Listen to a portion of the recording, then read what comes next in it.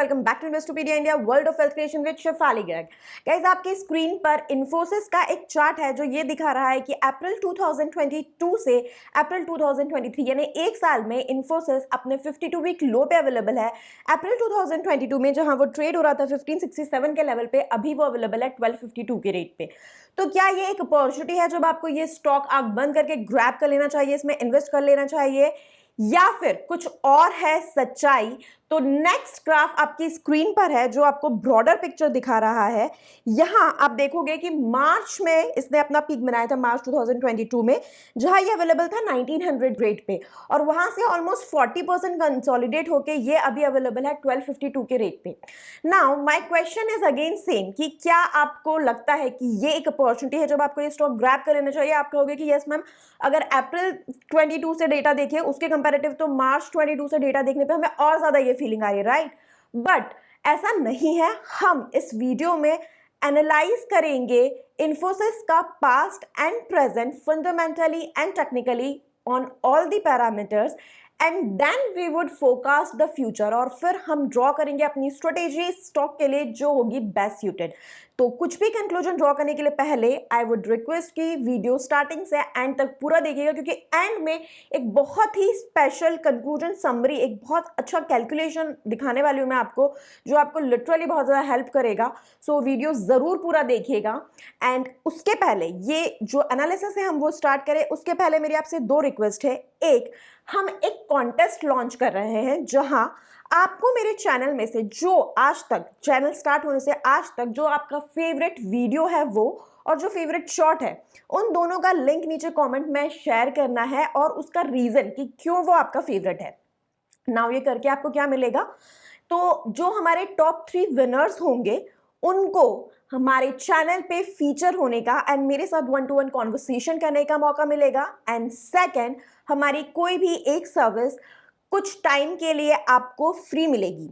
So depending on the plan, कुछ plans ऐसे हैं जिसमें आपको ईयरली सब्सक्रिप्शन फ्री मिलेगा, और कुछ प्लान्स ऐसे हैं जिसमें आपको क्वार्टरली सब्सक्रिप्शन फ्री मिलेगा।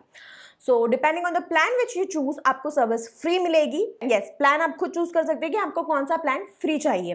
नाउ यू वुड से इतना एफर्ट क्यों करें? बिकॉज ऑब्वियसली आपको चैनल में जाके थोड़ा देखना पड़ेगा। आप ऐसे रैंडमली कमेंट करके विनर नहीं बन सकते, आपको थोड़ा रीजन देना पड़ेगा कि कौन सा वीडियो या शॉर्ट आपको पसंद है। तो आप बोलोगे इतना एफर्ट्स हम क्यों करें? क्योंकि आपकी स्क्रीन पर मल्टी बैगर सीरीज का परफॉर्मेंस है।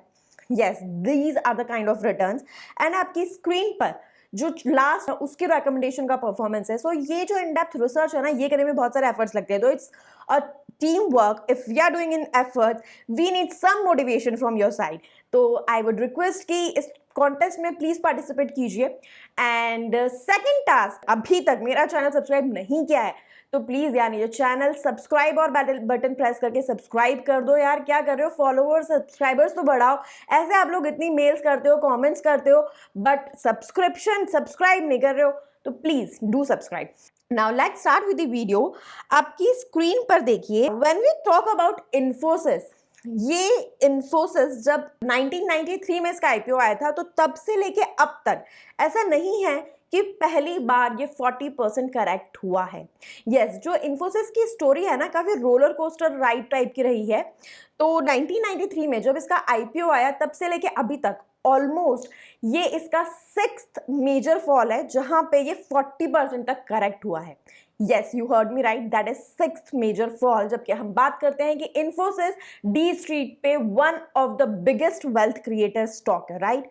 तो क्या, कैसे, कब, क्यों हुआ, क्या था फॉल, क्या था राइज, क्या था रीजन, और अभी आपकी क्या स्ट्रेटेजी होनी चाहिए, जल्दी से वो देख लेते हैं। Now let me tell you, जब ये 1993 में इसका आईपीओ आया, 1993 से 1997 तक कंपनी ने बहुत अच्छा परफॉर्म किया in terms of sales, in terms of revenue. अभी मैं आपको ग्राफ्स भी दिखाऊंगी, but still people were reluctant to invest into this stock because of the simple reason कि लोगों को ये आईटी कंपनीज, इसका वैल्यूएशन का तरीका है, इसका जो बिजनेस मॉडल है वो समझ नहीं आता था। पीपल यूज टू थिंक कि थोड़ा पैसा लगा के we can create our own Infosys. इनका मार्केट कैप किस चीज पर डिपेंडेंट है? They just have few systems, computers, few chairs and few employees, that is it, that is their asset.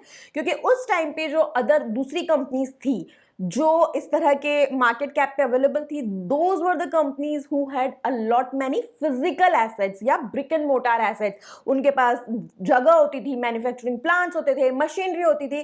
तो people were not able to digest this fact. उसके बाद में यही वह टाइम था जब बहुत सारी आईटी कंपनीज आई एकदम से बड़ी, and then I will tell you about the crashes as well.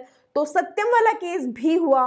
So people were not really very keen to trust these companies. अगर हम बात करें अभी भी, जैसे स्टार्टअप्स के लिए कई लोगों का ये रिलक्टेंट रहता है कि हमें स्टार्टअप्स में नहीं इन्वेस्ट करना। Coming on to the fall and rise, आपकी स्क्रीन पर सेल्स ऑलमोस्ट 74% CAGR से बढ़ा है from 1992 to 1997। Profits 75% CAGR from 1993 to 1997। इसके बाद भी बसंत माहेश्वरी, आपने क्या स्टेटमेंट दिया था, आपकी स्क्रीन पर स्निपेट है 1994 से 1998 कि बहुत बार उन्होंने इन्फोसिस को ऑब्जर्व किया but he didn't invested into Infosys, and the reason as I told you, he has that reluctance for investing in a company which only has computers and chairs as asset, right? Now, क्या वो actually इतनी worth it है? This was the question. Anil Goyal, उनका भी statement आपकी screen पर है। कभी भी उन्होंने आईटी कंपनीज में इन्वेस्ट ही नहीं करा because he was not able to understand their valuations. Again what I said, कैसे इन्फोसिस ने एक टर्न अराउंड लिया।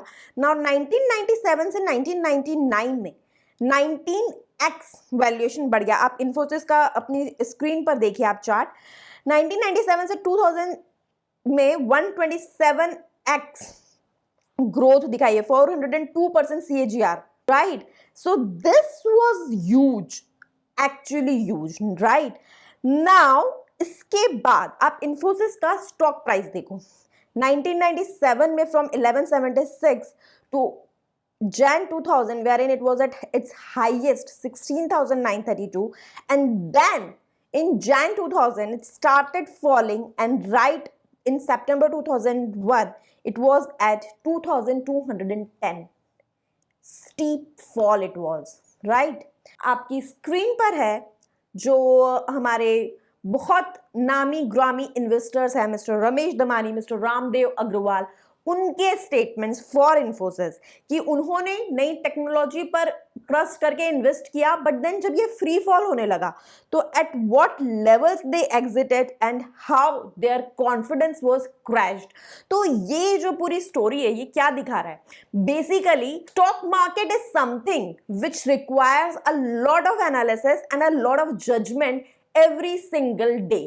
Second, no one on D Street is right always. Mr. Damani and Mr. Agrawal were wrong when they exited from this Infosys at this point of time, right?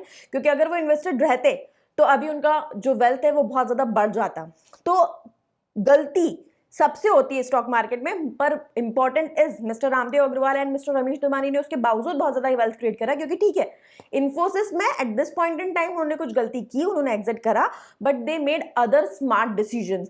So my message to you is कि आप हमेशा एक तो alert रहो stock market में। Second, किसी एक चीज को पकड़ के मत बैठ जाओ। हो सकता है आपने एक या दो गलत डिसीजन लिए होंगे, but try to make maximum right decisions और अपनी हर गलती से सीखिए। Now coming on back to the video topic की फॉल एंड राइज की हम बात कर रहे थे, तो ये एक फर्स्ट मेजर फॉल था इन्फोसिस का। आपको बताऊं कि ये जो फर्स्ट फॉल आया था ये किस वजह से आया था। So as I told you कि 1995 से 2000 के टाइम पे .com बबल क्राइसिस एक आया था जिसमें almost all the IT stocks fail, और इसी टाइम पे सत्यम वाला केस भी हाईलाइट हुआ था, तो लोगों का एनीवे भी ट्रस्ट हिल गया था। और बहुत सारी ऐसी, क्योंकि IT small cap and mid cap companies जो बहुत ज्यादा रैली कर रही थी, एंड देन जब ओवर किसी चीज का हो जाता है अति सर्वत्र वर्ज्यते, so this .com bubble crisis came. Detail में अगर आप समझना चाहते हो तो कमेंट करिए, मैं आपको अलग से वीडियो या शॉर्ट बना के जरूर समझाऊंगी। तो now coming on to the second rise and fall, जब ये .com बबल क्राइसिस के बाद थोड़ा सा इन्फोसिस ने रिकवर कर लिया, एंड देन इन 2003 जब इन्फोसिस ने अपने रिजल्ट्स दिए जैन 2003, तो उस टाइम पे ये करेक्शन आया एंड द रीजन वाज कि जब इन्फोसिस ने अपने रिजल्ट्स दिए they were not very good. In fact जो उन्होंने अपना नेट प्रॉफिट फोरकास्ट अनाउंस किया रिजल्ट्स में, that was merely 12%, which was not at all to the mark और as per the expectations of the street. तो ये उस टाइम की न्यूज़पेपर कटिंग्स भी आपकी स्क्रीन पर है। So it was a bloodbath in IT share prices on stock market. Doubt rises over future profit growth. And as I tell you again and again कि यही वो टाइम था जब सत्यम वाला केस भी हुआ था.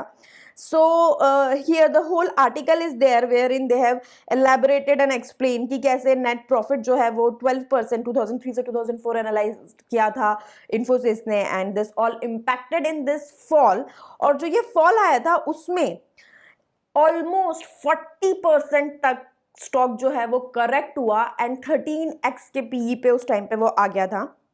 लेकिन उसके बाद जब वो बाउंस बैक किया विद इन अ ईयर 100% के रिटर्न्स दिए स्टॉक ने। Third fall of this stock came, जो हम सबको पता है, global financial crisis which came from Feb 2007 to Jan 2009 and इस टाइम पे स्टॉक करेक्ट हुआ ऑलमोस्ट 12x पी तक।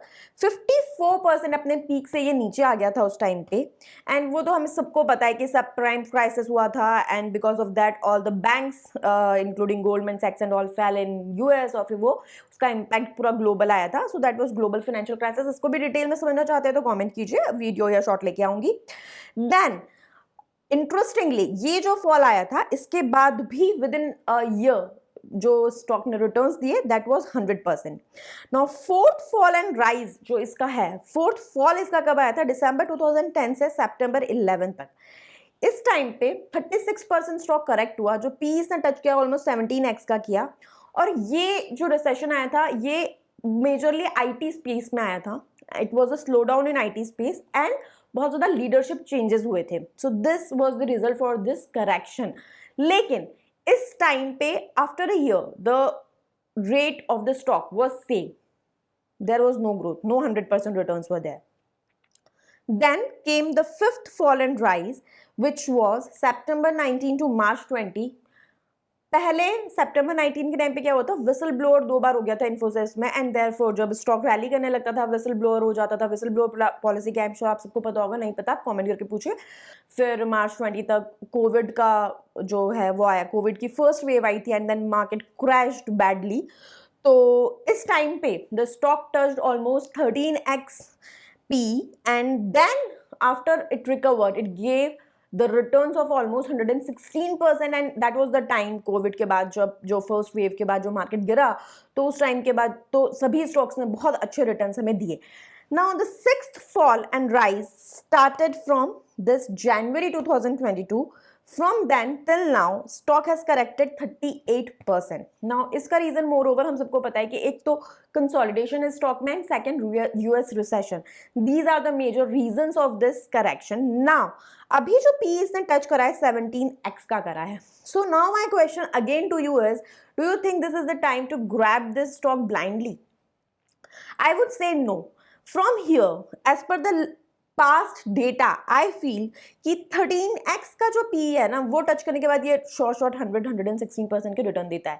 So this is the time when you have to follow strategy of buy on dips. यहाँ से ऐसा नहीं है कि ये बाउंस बैक कर जाएगा, थोड़ा और करेक्ट हो सकता है क्योंकि एक तो पहला रीजन P वाला मैंने आपको बताया। सेकेंड अगर हम बात करें तो थोड़ा सा कंसोलिडेशन फेज भी स्टॉक में चल रहा है and many the economy is taking a new turn, तो बहुत सारी चीजें नहीं हो रही है। तो व्हाट आई फील इज कि थोड़ा सा करेक्शन और स्टॉक में आ सकता है। 1100 के लेवल के बाद ये डेफिनेटली बहुत ज्यादा रैली शो करेगा, तो इन्वेस्ट डेफिनेटली करना है बट बाय ऑन डिप्स या BAH रूल अप्लाई करके करना है क्योंकि हमें नहीं पता करेक्ट बॉटम क्या होगा, बट लेकिन हाँ थोड़ा सा करेक्शन आ सकता है। तो don't miss the opportunity, start grabbing. Now interesting calculation मैं आपको बताऊंगी, मैंने आपको प्रॉमिस किया था आपकी स्क्रीन पर। See this is the one way how this Infosys rewarded people, कि जो स्टॉक प्राइस है उसकी मूवमेंट क्या हुई। The second interesting way how Infosys rewarded it's people, it's investors and created wealth is by corporate action, by taking giving the bonuses and by giving the split. So आपकी screen पर है कि कैसे bonus के through wealth create किया है इन्फोसिस ने। Since 1994 to 2015 Infosys के 100 शेयर्स किसी ने लिए थे 1994 में और एक भी नहीं बेचा, तो कैसे 2015 तक ऑटोमेटिकली वो शेयर्स बढ़कर हो गए 51,200 शेयर्स। तो इवेंचुअली जो कॉस्ट है वो तो जीरो हो गई, इनफैक्ट नेगेटिव में चले गए, फ्री हो गए इतने सारे शेयर्स इन्फोसिस के, राइट। वेल्थ तो क्रिएट होनी ही है। नाउ अगर हम वर्थ देखें टोटल, तो आप देखिए 44.42% CAGR से इसने ग्रोथ दी है। 6.44 करोड़ का कैपिटल लोगों के लिए बना के दे दिया है। बोनस शेयर हिस्ट्री भी आपकी स्क्रीन पर है। स्प्लिट इसका एक आया था 10 से 5 में, ये स्प्लिट हुआ था 1999 में, जो हमने स्टार्टिंग में बात की थी कि ये बहुत ज़्यादा 16,000 तक के रेट पे गया था, उसके बाद इसका स्प्लिट आया था। So this is what I feel for Infosys. It's definitely one of the James, लेकिन जेम खरीदने का भी अगर सही रेट पे खरीदो तो मजा ही अलग है, right. That's what I feel for Infosys. आपको क्या लगता है इस वीडियो के बारे में, इन्फोसिस के बारे में और उस कॉन्टेस्ट के बारे में? सारी चीजें कमेंट करके बताइए, थोड़ा इंटरैक्टिव बनिए। आई होप ये वीडियो आपको अच्छा लगा। अगर ऐसा है लाइक कीजिए, शेयर कीजिए। Thank you so much.